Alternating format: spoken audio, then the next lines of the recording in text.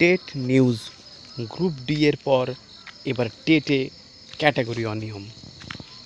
4 সপ্তাহের মধ্যে পদক্ষেপ করতে নির্দেশ দিয়েছেন বিচারপতি মৌসুমী ভট্টাচার্য। ফের প্রাথমিক শিক্ষা পর্ষদের টেট অস্বস্তি। টেট 2014 নিয়ে হাইকোর্টে অস্বস্তি প্রাথমিক শিক্ষা পর্ষদের টেটে ক্যাটাগরি অনিয়ম নিয়ে এবার অভিযোগ।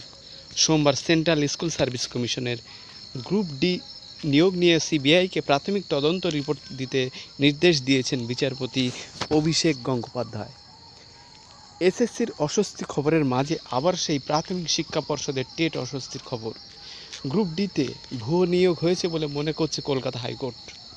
আর এবার প্রাথমিক টেটের ক্যাটাগরি অনিয়ম অভিযোগকে প্রাথমিকভাবে মান্যতা আদালতের।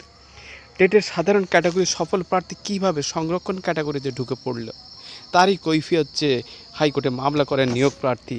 জুলাই 2021 প্রাথমিক শিক্ষা পর্ষদের কাছে লিখিত অভিযোগ জানানো ওই পরীক্ষার্থী কেন সংরক্ষণ তালিকার মধ্যে সফল সাধারণ ক্যাটাগরি প্রার্থীর নাম অন্তর্ভুক্ত হবে সেই নিয়ে অভিযোগ করেন।